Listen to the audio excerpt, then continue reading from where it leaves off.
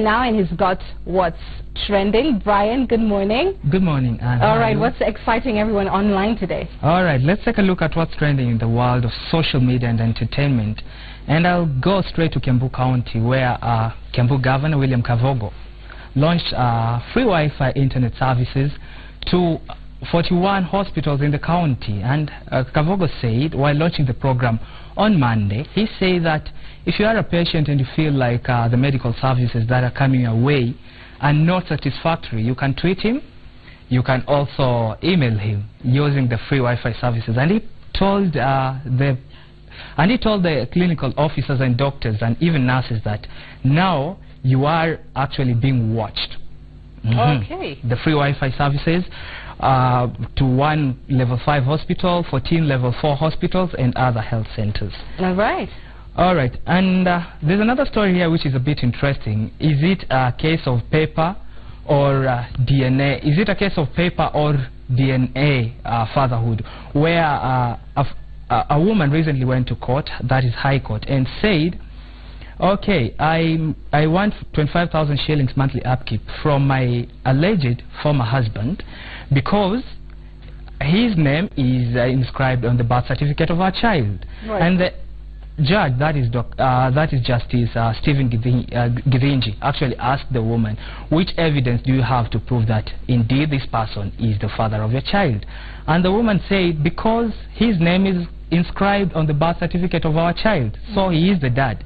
And Justice Githinji actually dismissed that particular application by the woman because he said that having a birth certificate which has the name of a man on it is not a prima facie evidence. That is not, it's not conclusive, it's not concrete evidence that this man indeed was or rather is the father of your child. The man wanted a DNA conducted. Right, wow, okay. And crossing on to a neighboring country, that is Tanzania, Diamond Platnumz is hitting news headlines again, this time round, after he claimed that his necklaces are worth 178 million Tanzanian shillings. That are converted into Kenyan currencies around 7.2, 7.3 million shillings. And there is a fan who took to his social media page, that is Diamond's social media page, and said, you know what, Diamond, you cannot just splash 7.3 million shillings on necklaces while people are hungry out there. Kindly address some of the issues that are affecting society. And an angry Diamond actually took to the same platform and said, I will answer you back. Listen to it. This is what he said. I built 5 houses last year in Iringa, 2 mosques, one in Morogoro and another in Mtwara, an imam's house. I also engage in philanthropic activities. You now want me to give out all my money? I need to be happy, excuse me. He clapped back, literally, telling that person, okay, the world does not... What do you think about that, Brian, about, you know, people in the spotlight clapping back? Because we get all sorts of comments, you know, on one thing or another. Is it a good idea? Let me get some on-air advice. All right, let me be honest with you. I understand that the field of being in public life is very difficult, and pleasing an entire society or other community is very difficult, actually more difficult than how it should be. And simply because you are on and you're a TV personality, it doesn't mean you are owned by the entire community, because you also have your needs, you have your interests, you have where your money... Preach, Brian, preach. You have where your money is budgeted. So at the end of the day, you can engage where your hand, or rather your hand, can But is it a good idea responding? Does it usually on social media generate, does it give more clarity to an issue, or does it just, you know, open a can of worms? It actually serves both.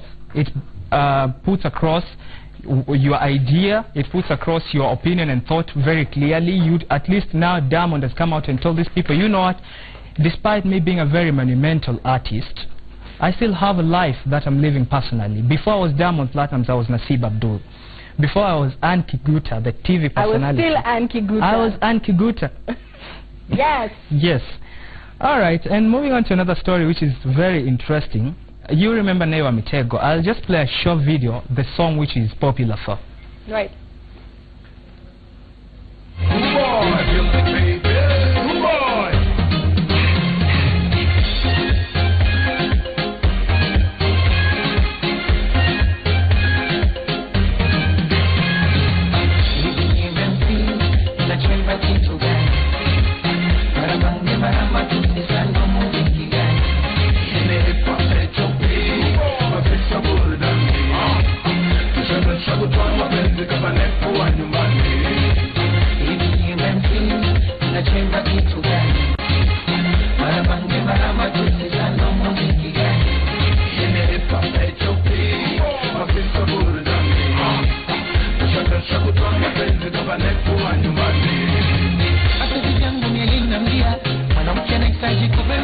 Right, that is Nay wa Mitego featuring Diamond Platnumz in the song Muziki Gani. Nay wa Mitego is a very monumental artist in Tanzania, hip-hop artist, and he was recently in he hogged news headlines recently after he released a song titled Wapo, which sections deemed as very demeaning to the president because of his hard-hitting lyrics on the song, claiming that Dr. Magufuli, that is the Tanzanian president, accepts praise, but when it comes to criticism, he doesn't take it lightly, and he actually suppresses those who criticize him.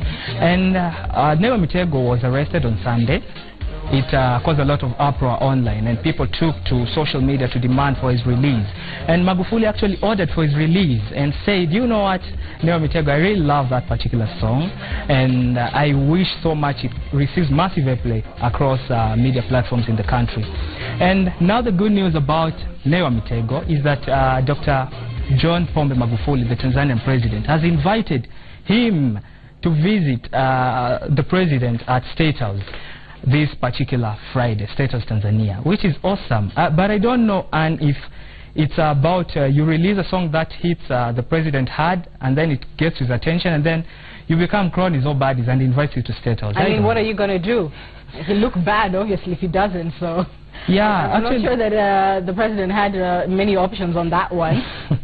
Yes, and actually in an interview, Mitego says, I really don't know what I'll tell President John Pombe Magufuli when I actually meet him face to face. Maybe he can just sing the song. All right, we'll wind it up there. Brian, thank you so much. Brian Okoth from our social media desk, and that winds up 3 hours of Citizen Extra in English. I certainly hope you've been informed this morning. I am Ann Kiguta. Salim Swale takes over now from our Swahili desk. I was going to call you Swahili. What's coming up, Swale? Swale, what's coming up in Swahili?